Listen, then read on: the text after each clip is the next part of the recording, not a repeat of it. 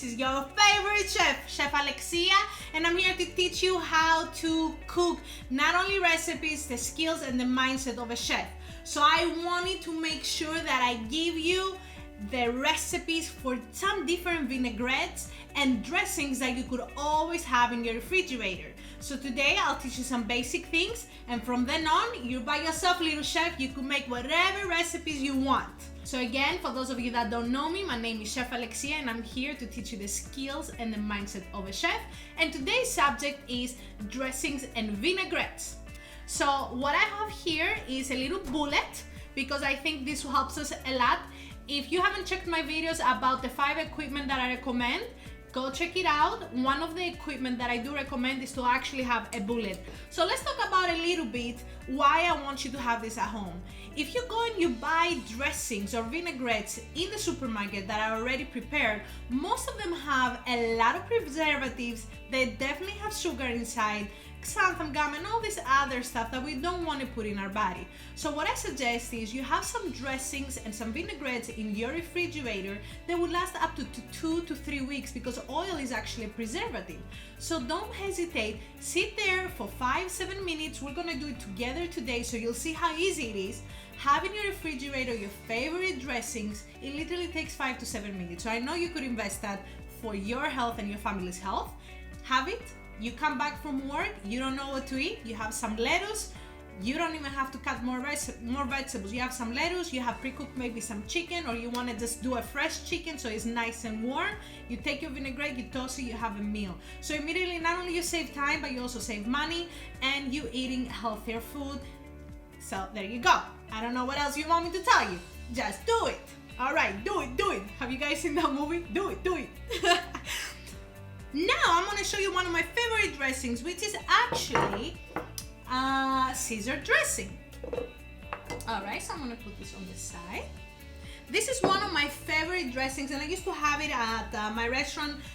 We don't have a Caesar salad in the restaurants that I am right now, but I love it because it is so simple, and most people go and they buy Caesar dressing. So this is another creamy dressing, but the way you make it creamy is from olive oil and from mayo. So I'm gonna put everything to the side.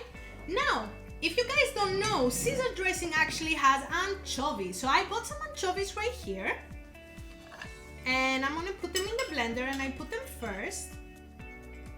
Anchovies, they're salty.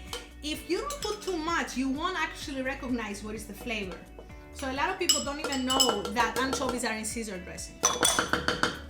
Alright, then the next flavor that is necessary for Caesar dressing is actually the garlic cloves. So I'm going to put 2 garlic cloves. We're going to make it garlicky. And also at this point, I'm going to put a little bit of a red wine vinegar, because I want to give it acidity. And actually in Caesar dressing, you always want to put inside Worcestershire sauce. However, it has sugar inside, it has some preservatives, and I choose to avoid it. What the Worcestershire has is actually vinegar, sugar, and just some spices. So we're doing the same thing right here. We put the vinegar, we put the sugar, and it has a little bit of mustard. So I'm just going to put a little bit of touch of mustard. Just a touch, just something just to give it a little bit of a zing. Alright, beautiful. At this point, I'm not going to put any mayo yet because we don't want to overbeat it, but I will put olive oil because I want to make sure that I mix this into a paste. The anchovies, the garlic, the mustard. And I want to remind everybody that anchovies are very, very salty, so we don't need to put any salt. So let me flip this over. So now this is the base, the flavor. I think it needs a little bit more. I'm going to put some oil to help it out. I chose to have the large container because I love Caesar dressing, so I want to make a lot. But it has too much space, so I'm going to put a little bit more oil, but it's already creamy. Now again, with the Caesar dressing, it's very important that you don't overheat the machine, because otherwise it's going to break. If it does, what I want you to do is take a piece of ice and drop the piece of ice in here, and that will help it into emulsifying back again. So let's put it. Wonderful. So now we have a paste, and what I want you to do at this point is open this up.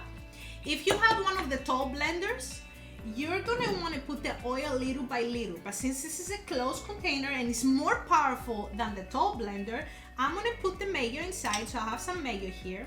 Originally, Caesar dressing is made actually with fresh mayo, which means it has raw eggs. But because nowadays we don't want to play with raw eggs and stuff like that, we prefer to actually use mayonnaise that has been pasteurized. So I'm gonna put some mayonnaise in here, and that's what's gonna make it very, very creamy. All right. I'm gonna put the oil, but I'm not afraid to put the oil because I know this is gonna be very, very powerful. Okay. And then I'm gonna flip it over and blend it one more time.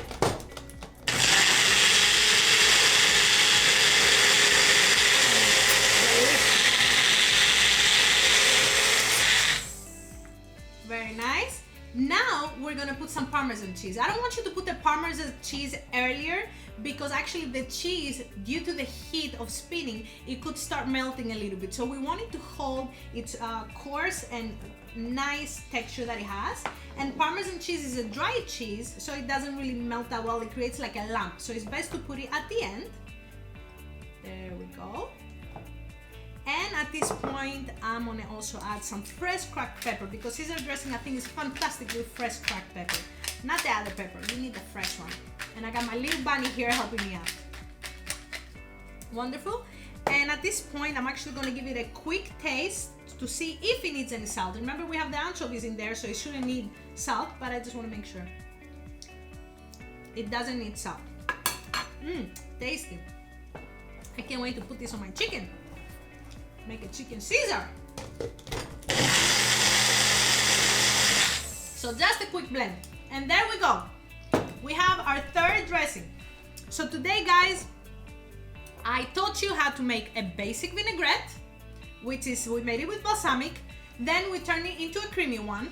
I taught you how to make a blue cheese vinaigrette with buttermilk, and this will be your creamy dressings, the bases such as ranch, French one. Actually, the French one is more like the Caesar, it has mayo.